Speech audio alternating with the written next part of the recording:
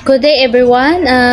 My name is Anchitin Gamboa Abo, and report namin po today is all about kay Sullivan transactional analysis.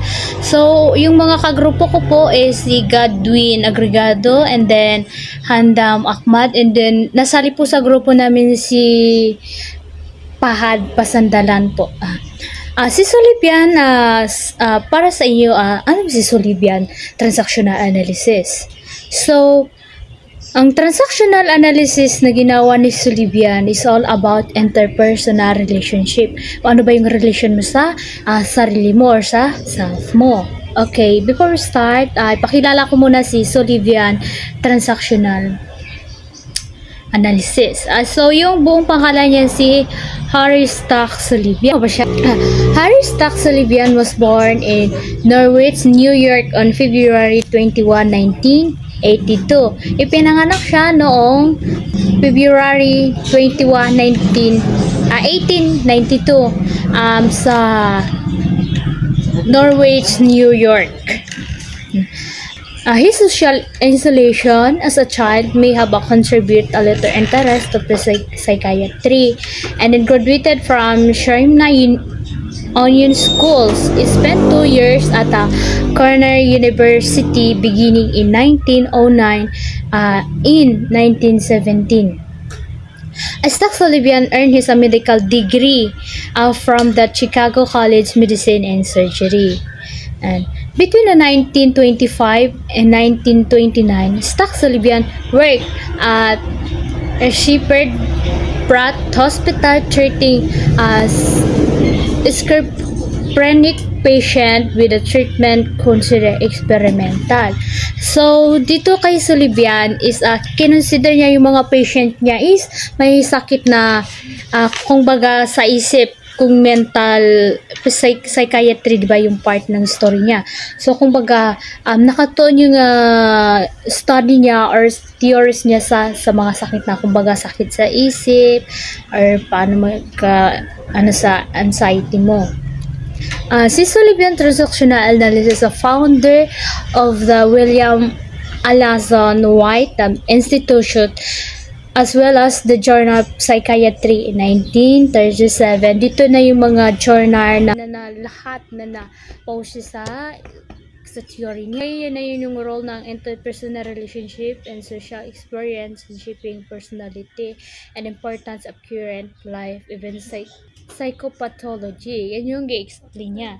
So, sa inyo, what is psychopathology? Is, ibig sabihin, dito is mahalagang mapagamot yung sakit sa isip. Kung baga, halimbawa sa isang patient na may sakit sa pag-iisip. So, dito, kailangan na pagtuunan ng pansin or pagbibigyan diin yung mga sakit na yun. Yung nakafokus yung ni Sullivan, yung journal niya doon.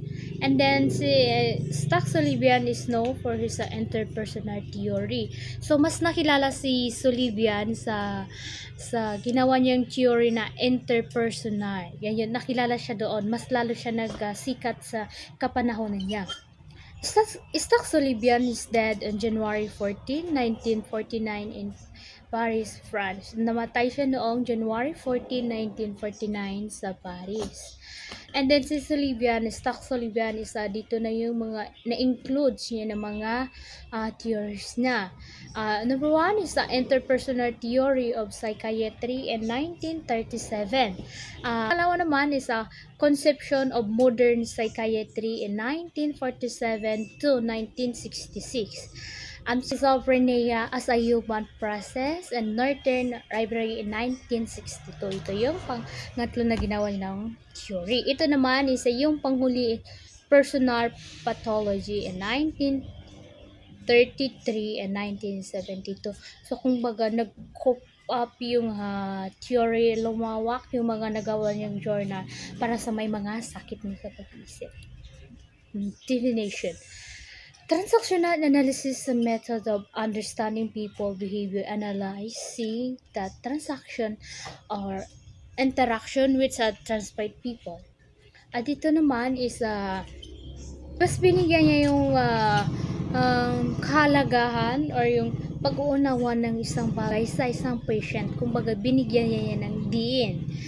Transactional analysis is a social psychology and methods improve communication. Dito naman is binibigyan niya talaga ng diin or kumbaga pinalawak niya pa na bigyang pag-unawa or bigyan ng an analysis that's understanding this philosophy that people can change will have right to word be accepted. Ito, same lang sa sinabi ko kanina na kumbaga binibigyan niya ng diin or focus na mas kumbaga itaguyod or mafokusan niya yung pag-iisip. Same sa sinabi ko kanina na mas talagang bigyan niya ng diin yung pag-uunawa ng isang patient. Kumbaga binibigyan niya ng attention na mapaganda yung mga pag-iisip nila or karamdaman sa pamamagitan ng pagtulong niya or sa theory niya. Sullivan developed concept of development epochs to help explain the development of personality across lifespan. Like many theories of his time, his theory is a stage-based of Sullivan often emphasized pivotal importance of friendship and connectedness, and his stage-based theory assists social skills as a bridge to greater development and enhancement. Kumbaga dito, sa kapanahonan ni Sullivan, yung theory niya is talagang binibigyan nila ng attention. Kumbaga, sa kapanahonan niya doon, mas lalong sumikat yung theories na ginawa niya na interpersonal relationship na kumbaga, kung paano mo, halimbawa sa sarili mo, kung paano mo yung may apply yung interpersonal relationship sa mga bagay, like sa friendship mo, paano mo ba mabibigyan ng attention yung friends mo na kumbaga based sa yung pakikisama sa interpersonal mo, sa self mo. And then sa kalaga naman sa theories niya, gi-emphasize niya yung connectedness sa mga bagay-bagay. So, gibigyan niya ng halaga or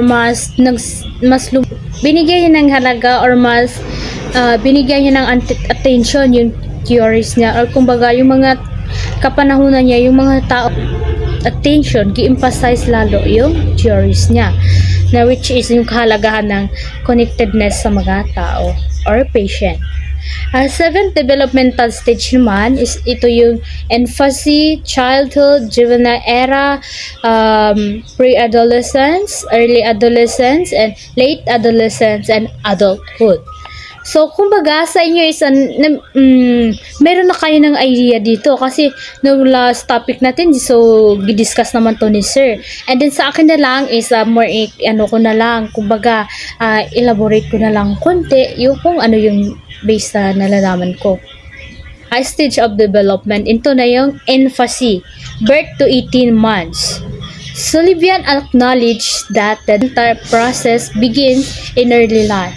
Churches gave this a pace less important than infancy is kumbaga si Sullivan mas gi-acknowledge niya yung developmental process of begin early life. Kung pagsisimula mo pa lang matuto, dito na yung paano magtiwala sa mga tao or kinikilala niya yung mga tao na pinagkatitiwalaan niya. So, di ba yung sabi ni Sir, halimbawa, yung bata, kunin mo, kung baga tinitignan ka, kinikilala ka kung sino ka. And dito naman kay Sullivan, as kumbaga, mas gibigyan niya pa ng importansya yung infancy. Hindi tulad nung kay Freud daw, yung sabi niya dito. Which is, para sa akin magkapareho naman. Kumbaga dito is, kasi simula mo pa lang na matutong manalita, magtiwala sa mga tao. Dito naman, childhood. 18 months to 6 years. Ito yung, yung kay Freud naman is 18 months to 3 years. Sa kanya, 18 months to 6 years. During this stage is a development speech for form of the framework upon subsequent learning is built. Dito naman, sinabi ni Sullivan, months to 6 years. Sabi niya dito, during this stage of development, kumbaga dito pa lang na-development yung pananalita natin.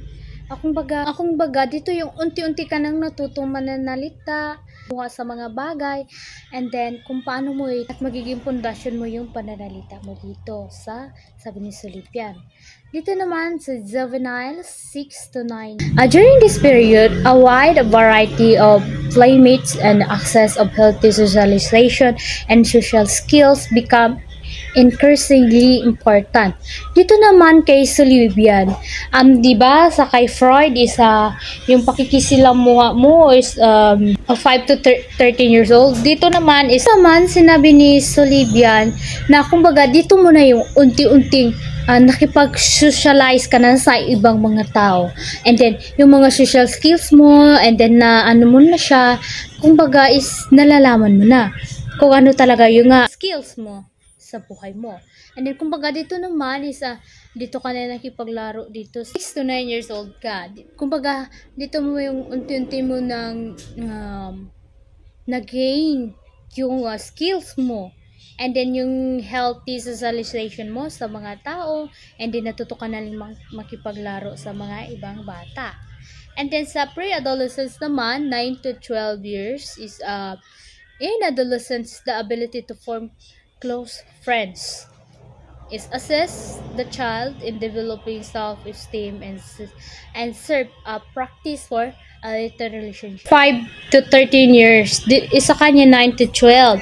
Dito naman sa pre-adolescence na ito is nakikipag close ka na sa friends mo or kinikilala mo na kung sino yung magiging kaibigan mo. Kumbaga, binibigyan mo na ng attention or kung sino yung kilalanin mong kaibigan.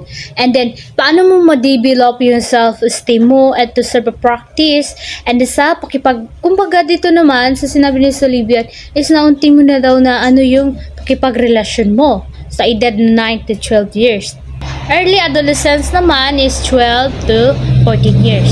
Friendship takes on sexual dimension and the focus on the relationship with the peers shift towards a romantic interest. And an adolescent sense of self-worth it based a large part upon of her perceived sexual attractiveness. So kay Sullivan is dito na niya yung gipasa yung sex attractiveness mo sa mga bagay.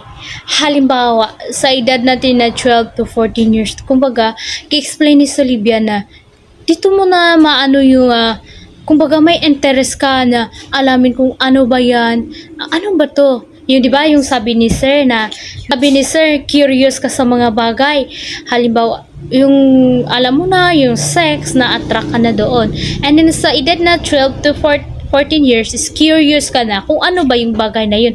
Kung baga may mga interest ka na sa mga bagay na yun, which is magkaiba sa sinabi ni Erikson. And sa late adolescence naman is the young adult. Late adolescence is 14 to 21 years.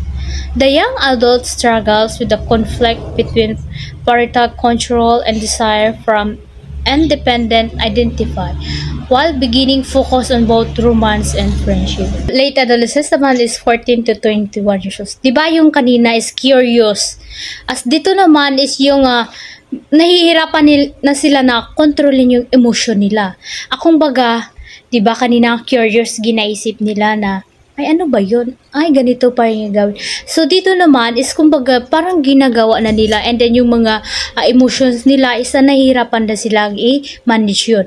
Kumbaga dito is ginagawa na nila. Adulthood.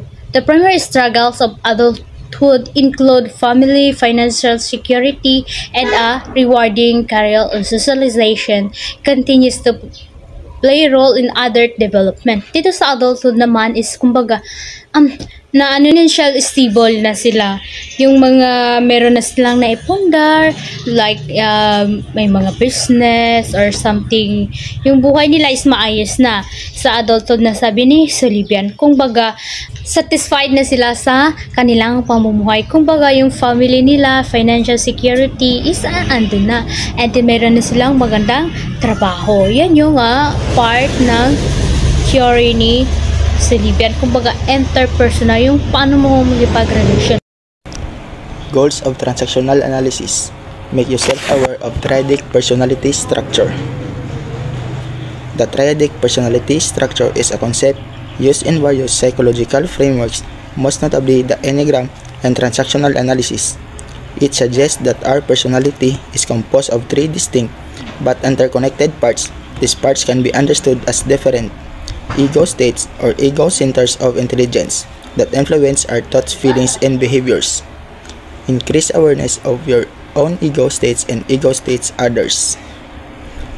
It's important to clarify that I, as a language model, don't have ego states in the way that humans do.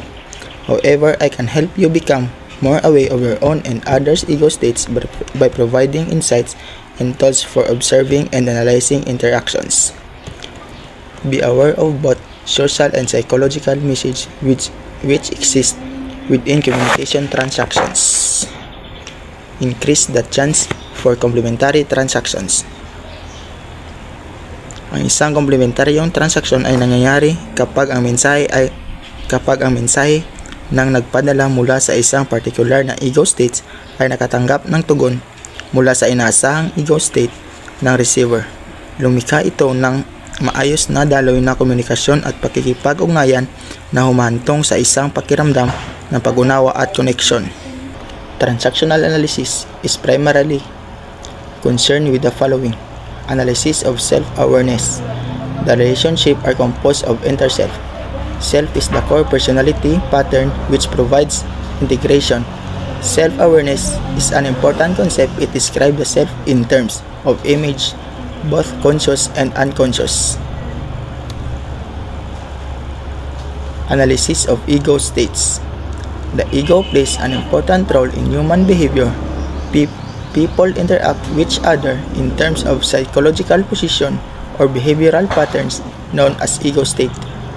Ego state are person's way of thinking, feeling, and behaving at any time. There are three important ego state: child, adult, and parent. A person of any age have this ego state varying degree. A healthy person is able to move from one ego to another. Parent ego states. Behavior, thoughts, and feelings copied from parent or parent figures.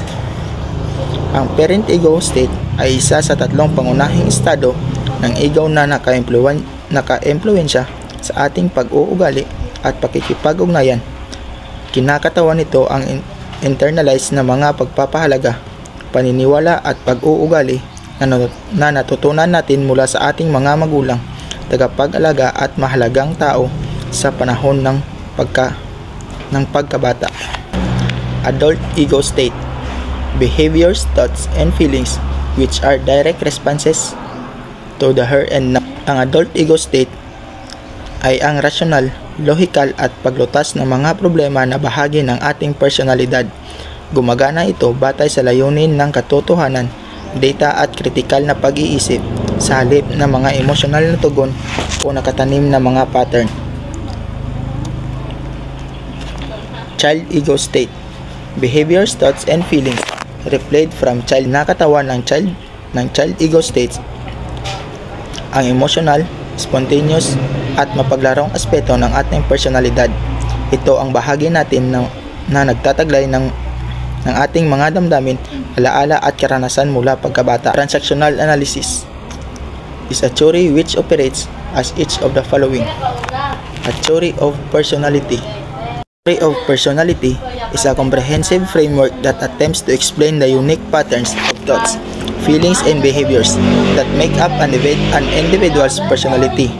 It explores the structures, dynamics, development, and assessment of personality, and seeks to understand the factors that contribute to individual differences. A model of communication is a simplified representation of the communication process. It helps us visualize how messages are created, transmitted, received, and interpreted. Think of it like a blueprint or a map that outlines the key elements involved in communication. Here's breakdown of essential elements typically found in communication models. Sender, the person or entity originating the message. Receiver, the person or entity receiving the message, the information or idea being conveyed. Channel, the medium through which the message is transmitted. Encoding, the process of converting the message into a form that can be transmitted. Decoding, the process of interpreting the received message. Feedback, the response from the receiver to the sender, indicating the message has been received and understood. Noise, any interface or distraction that can disrupt the communication process. A study of repetitive patterns of behavior. Transactional analysis has developed significantly beyond Burns' early theories by Bernie himself until his death in 1970, and since then by his followers and many current writers and experts. Transactional analysis has been explored and enhanced in many different ways. In layman's, script analysis. In a layman's view, a script is the text of play, motion picture, or a radio or TV program. In transactional analysis, a person's life is compared to a play and the script is the text of the play. According to Eric Berne, a script is an ongoing program developed in early childhood under parental influence which directs the individual behavior in the most important aspects of his life. A script is a complete plan of living offering prescriptions, permission, and structures which makes one winner or loser in life. Life position. One down position. Get away from helpless. Healthy position. Get on with happy. Hopeless position.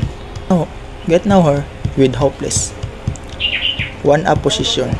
Get rid of angry. It is a position of persons who feel victimized and persecute others.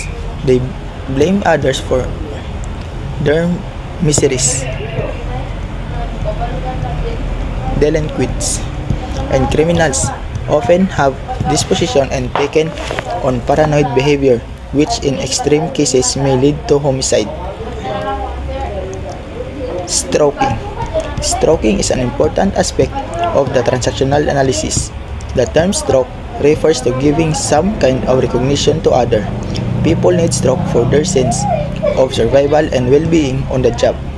Lack of stroking can have negative consequences both on physiological and psychological well-being of a person. 3 types of self. Good me.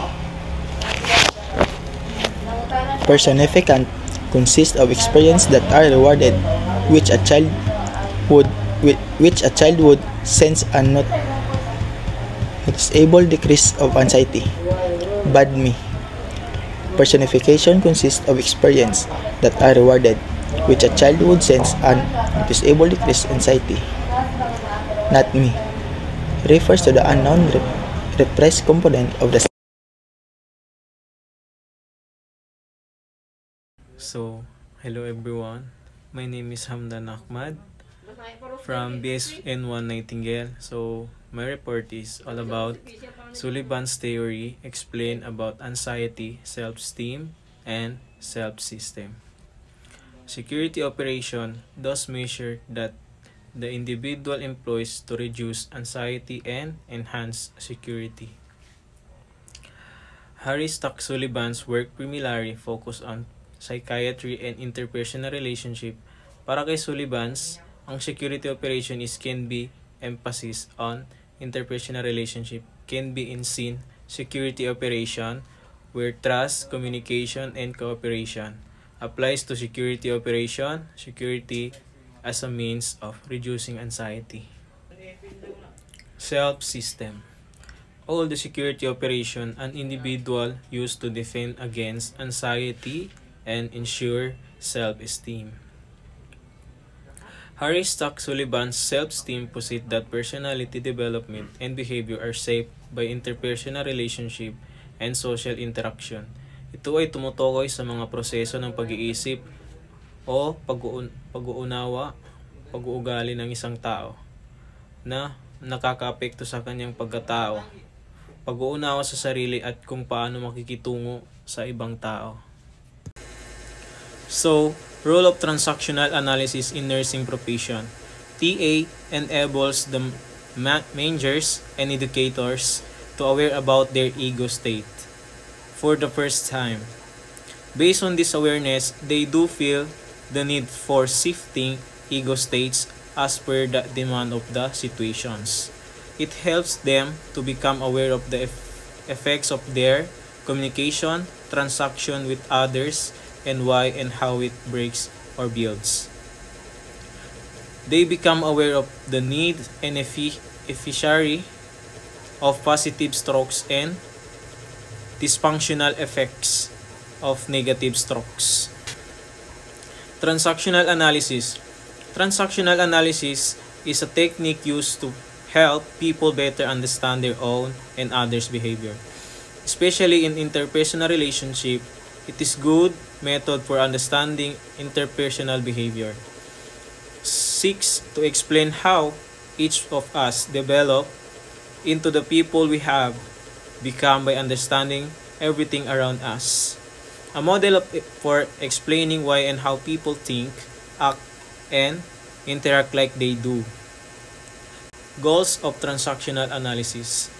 Make yourself aware of your triadic personality structure. Increase awareness of your own ego states and the ego states of others. Be aware of both social and psychological messages which exist within communication transactions. Increase the chance for complementary transaction. Benefits and utility of transactional analysis. Improve interpersonal communication. Improve natin ang pakikipag-interpersonal communication sa ibang tao, like dalhin mo siya sa mga activity, sharing like kung anong kanilang karanasan. Source of positive energy. Source of positive energy, bigyan mo siya ng dahilan para magkaroon siya ng positive energy, like pag gumaling na siya ay makakauwi na siya sa kanyang pamilya. Understanding the ego state. Ipaliwanag mo kung ano ang nangyari sa kanya at kung ano ang mga nagbago sa kanya. Motivation. Bigyan mo siya ng reward para magkaroon siya ng motivation para gumaling. Organizational development. Benefits na makukuha niya sa organizational development ay mas magkakaroon siya ng lakas ng loob para makipag-interact sa ibang tao. Thank you.